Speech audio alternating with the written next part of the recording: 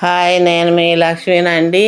ఈరోజు మన వీడియోలో పచ్చి కొబ్బరి బర్ఫీ తయారు విధానం చూద్దాం.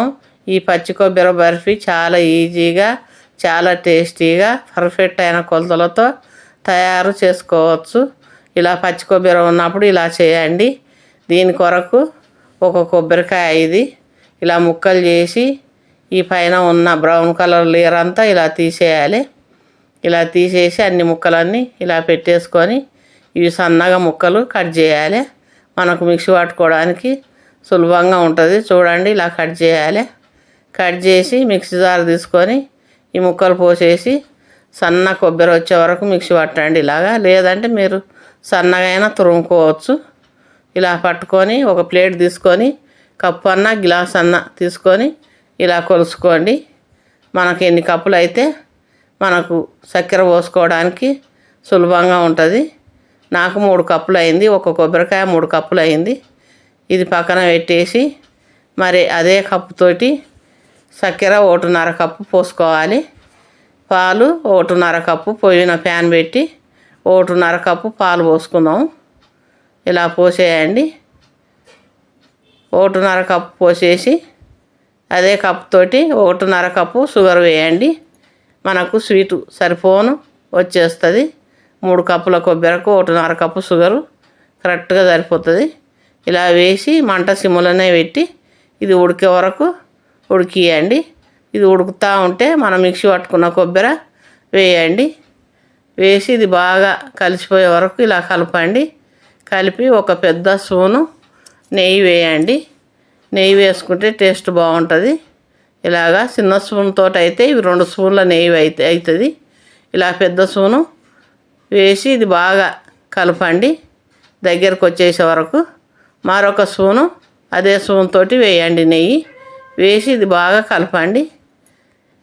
దగ్గరకు వచ్చే వరకు ప్లేట్ తీసుకొని దీనికి నెయ్యి వేసి ఇది మొత్తం ప్లేట్ అంతా ఇలాగా సర్ది ఇది పక్కన పెట్టేసుకోండి.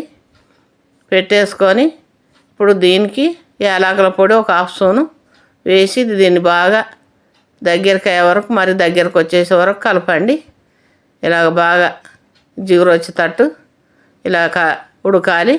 ఇలా ఉడికిన దాంట్లో మనం దీన్ని ఒకవేళ లడ్డులు చేసుకోవాలి అని అనుకుంటే ఇలా చేతులకు తీసుకొని ఇలా ఉండ చేస్తే వచ్చేస్తుంది. మనకు లడ్డులు మంచిగా తయారైపోతాయి. మనకు లడ్డులు వద్దు, బర్ఫీలే కావాలి అనుకున్నప్పుడు మరొక 3 నిమిషాలు దీన్ని ఉడికియండి కలుపుతూ. ఇలా బాగా ఇంకా దగ్గరకు వచ్చే వరకు ఇలా ఉడికించి దీన్ని ప్లేట్లో పోయండి. ప్లేట్లో పోసి దీన్ని బాగా ఇలా సర్దుకోండి. ఇది మీకు పలసగా కావాలంటే పలసగా, మందం కావాలంటే మందం ఇలా సర్దండి.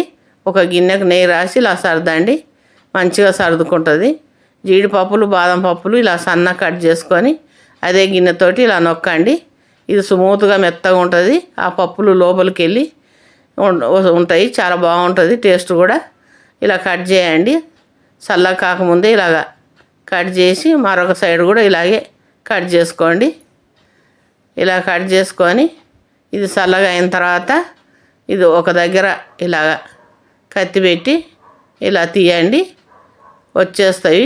ఇవేం కష్టం లేకుండా స్మూత్గా వచ్చేస్తాయి. చూడండి ఎంత బాగున్నావో, చాలా బాగున్నాయి.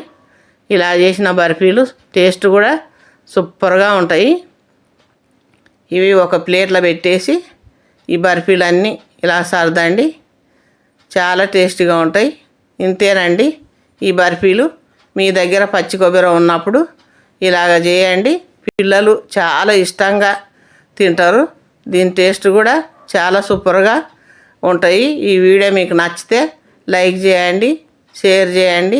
మా ఛానల్ను సబ్స్క్రైబ్ చేసుకొని వారైతే సబ్స్క్రైబ్ చేయండి. చూడండి మెత్తగా చాలా స్మూత్గా ఎంత బాగున్నావో, తింటుంటే నోట్లే వెన్నలే కరిగిపోతాయి. టేస్ట్ సూపర్గా ఉంటాయి.